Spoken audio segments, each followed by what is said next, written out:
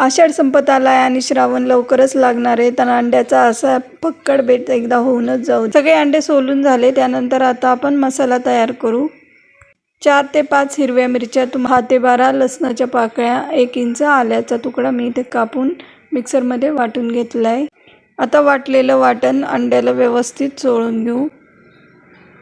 मसाल्याबरोबरच त्यामध्ये अर्धा चमचा मीठ, थोडीशी हळद।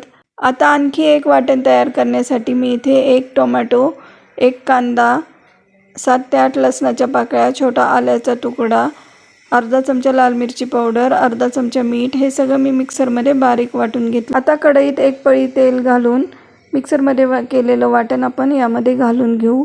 मसाला चांगला तेल सुटेपर्यंत, चांगला कोरडा होईल तोपर्यंत परतून ठेवले।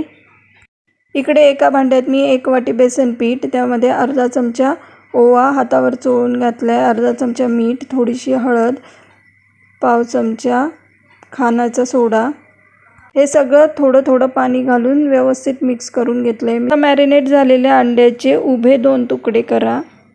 आता अंड्याच्या कापामध्ये आपल्याला थोडे टोमॅटोचे सारण भरून पुन्हा अंडे व्यवस्थित प्रेस करून, सगळ्या अंड्यांमध्ये टोमॅटोचे सारण भरून झाल्यानंतर अंड्यांना व्यवस्थित बेसन पीठ लावा व अंडे डीप फ्राय करून घ्या। एकदम वेगळा प्रकार अंड्याचा आपण इथे बनवलेला आहे।